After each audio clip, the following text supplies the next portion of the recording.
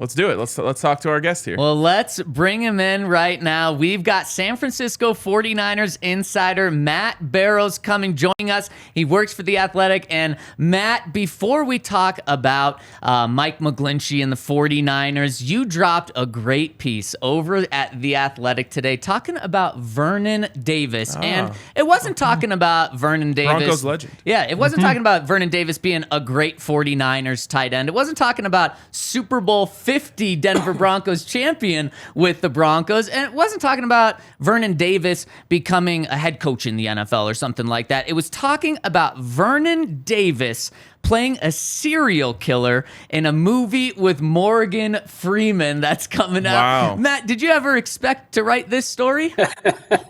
No, I did not. Certainly not opposite Morgan Freeman. I know that Vernon has wanted to get into acting for a long while and actually had dabbled in it when he was with the 49ers.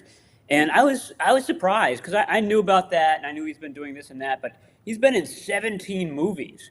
Wow. The majority of them after he left Washington, and that was only a couple of years ago. So he's been very prolific, and he's actually getting ready for a second movie opposite Morgan Freeman. This one is probably going to get him a lot more screen time with Morgan Freeman than The Ritual Killer, which is the story the film that I wrote about. So yeah, he's making good on his promise to himself to become an actor.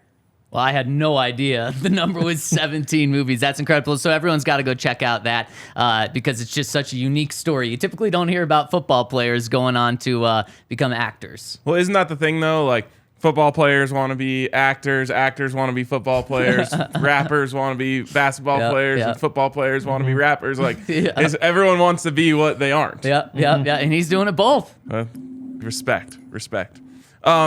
All right, so let's get into Mike McGlinchey. Yeah. I'm curious if you agree with my hypothesis here, which was essentially that he got a bad rap, and Zach maybe said it's because of some of the low-light plays, but that he was better than maybe the fans gave him credit for. Yes, I think that's absolutely true. One of the things that was going against him is that he's playing opposite Trent Williams, who's a future NFL Hall of Famer, Pro Football Hall of Famer. So there's a sharp contrast there. I just think that, Mike McGlinchey was so much better than every other team's number 2 tackle. And was he as good as the 49ers' number 1 tackle? Was he as good as other teams' number 1 tackle? Probably not. But in terms of, his role on the team, and what he was asked to do, he was good to very good. He's a very good run blocker, and for Kyle Shanahan, and I'm assuming for Sean Payton, that's a huge part of the equation, and that's what they liked about him the most. Where he struggled, and sometimes at the end of games, and so that sort of exacerbated the issues, was in pass protection. But, I feel like he's gotten better at that. He was struggling to find the right weight at which to play for a few seasons. And it's something that NFL tackles sometimes deal with. I mean, Joe Staley, for example, got up to like 315 pounds early in his career with the 49ers and then decided, you know what, I don't need to be that weight. And by the end of his career, he was around 290. So these guys need to sort of figure that out, and my point is that I feel like Mike McGlinchey has figured that out. So he sort of did the experimenting thing with the 49ers, and then the Broncos are going to kind of be the beneficiaries of him having done that. He also had the injury. I think that would have been like halfway through the 2021 season. But that was after he put on a bunch of weight, right? That he tore his quad and then had to recover that whole offseason and try to get back to playing shape in time for last year?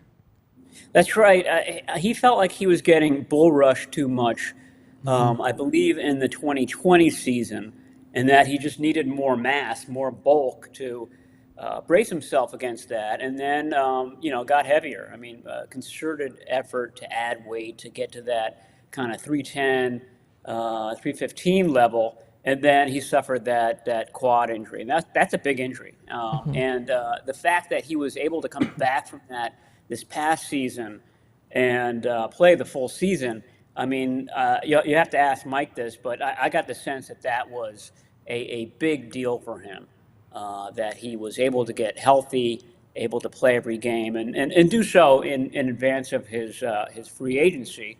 But that was not a small injury that he dealt with.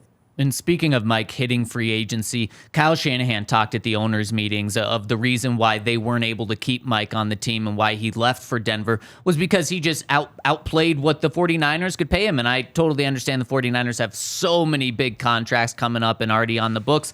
But sometimes coaches take kind of the nice route in talking about players and say those things about him. Was that the reason why he's no longer in the 49ers, or were there other reasons why maybe the 49ers were skeptical of keeping him?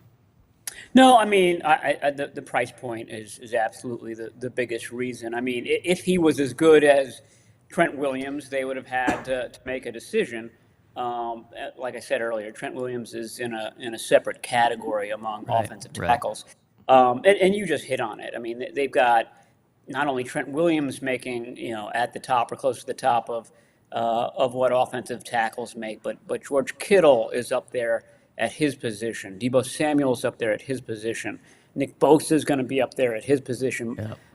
Fred Warner at middle linebacker, et cetera, et cetera. They just have a lot of mouths to feed. But yeah, I think if the price point were more reasonable, they definitely would have kept him. They really liked Mike McGlinchey. There's a big dichotomy between what the fans thought of him and what the organization thought of him. And I think the 49ers, landed on the side of, okay, he's not, a perennial Pro Bowler, but he's very good, and we're lucky to have him as the number 2 tackle. Is that a classic case of draft position causing a guy to, have higher expectations within the fans? Yeah, I think that for sure. And, to be honest, I mean, there were some plays, and I forget which season it was, might have been 2020, where at critical points, McGlinchey was letting up pressures or sacks. And there was a string of games, I think it was early in 2020, where this happened. And this sort of kind of led to his, trying to sort out his weight and all that other stuff. And like I said, I feel like that was a crossing point in his career, and now he's on the other side of it, and that the Broncos will benefit from it. But yeah, I mean, it wasn't always pretty with him. So there's that. But top 10 pick, you expect a lot out of it. It also sort of underscores the point that offensive tackles are not growing on trees in the NFL. Yeah. The 49ers would love to take one this year. They don't have a first-round pick. They don't have a second-round pick. They don't pick until pick number 99, which is compensatory of in the third round. So that's it's one of those big-ticket items that if you have a top 10 pick and you don't need a quarterback, you're looking at offensive tackle because it takes a top 10 pick to bring in a really good one. Were you surprised at all at the contract that he got, or was that about what you expected?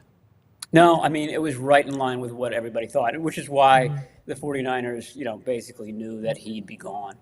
Like I said, very few offensive tackles out there. So if you're a good one, you're going to get a lot of attention, and that happened, I think, very quickly for Mike and the Broncos.